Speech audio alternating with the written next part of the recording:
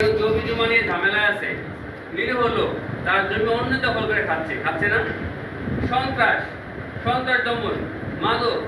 বর্তমানে কি আমার এলাকায় প্রত্যেকটা এলাকায় দেখেন সবাই মাদক নিয়ে কাজ করে, মাদক ব্যবসায়ী মাদক সেবন করে। আমার খালাতো ভাই, ফুফাতো ভাই, মামাতো ভাই সবাই ভাই ব্রাদারই বেশিরভাগই মাদক সেবন করে। আমরা কিন্তু যখন বড় হয়েছি সিগারেট কাকে বলে বুঝতাম না, বিড়ি বুঝতাম না, কিন্তু আজকে সবাই মাদক খায়। আমরা কি করব? আমাদের মানবাধিকার সেবাটা দিয়ে, বাবা তুমি ভাই তুমি মাদক সেবন করো না, তোমার এখন পড়ালেখার সময়, তোমার এখন জীবন করার সময়, তুমি তো একদিনে বাংলাদেশের হাল ধরবে, ঠিক না?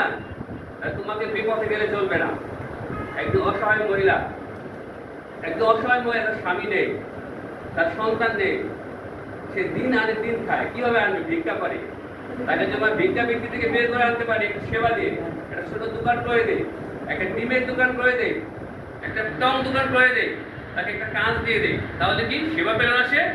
সে আমাকে আজীবন মনে রাখবে। তাকে 100-500 টাকা দিলাম, সে শেষ, তা না। আমরা কি চাই? সেবা। একটা পাগল রাস্তা পড়ে থাকে, অসহায়, সে নির্যাতিত, অবহেলিত, সে তো কারো ভাই, সে কারো বোন, সে কারো মা বাবা হতে পারে না। এখন সে এখানে পাগল হয়ে আছে, তাকে আমরা একটু সেবা দিই, একটু খাবার দিই, একটা থাকার মতো জায়গা দিই। এটা হচ্ছে আমাদের সেবা। মানবাধিকার, মানুষের অধিকার আদায়ের লক্ষ্যে, এই মানুষের অধিকার আদায়ের লক্ষ্যে যদি আমরা কাজ করি, তো সবাই একসাথে কাজ করবো। কারণ কি এটা আমরা কি বাংলাদেশের প্রধানমন্ত্রীর হাতকে শক্তিশালী করার জন্য আমরা কাজ করতেছি, আমরা সেবামূলক কাজ করতেছি। এই সেবা যতদিন থাকবে পৃথিবী বেঁচে থাকবে, সেবাটাই মেন। আমি আমার মা বাবার সেবা করি, আমি আমার ছেলে সন্তানের সেবা করি। পাশে একজন লোক গরিব, তার সেবা কেন করি না?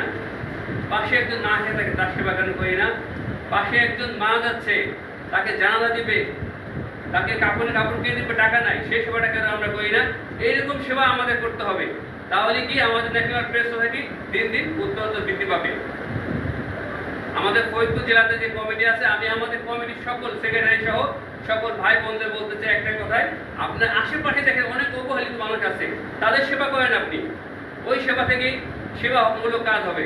আপনি ছোট ছোট সেবা থেকে বড় সেবা এগিয়ে যাবেন, এবং আমরা আপনাদের সাথে আছি।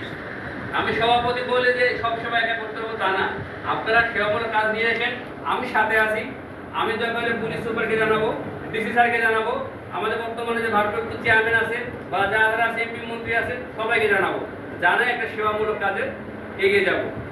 এখন বৃক্ষরোপণের অভিযান, বৃক্ষরোপণের সময় এখন আমরা বৃক্ষরোপণ করি।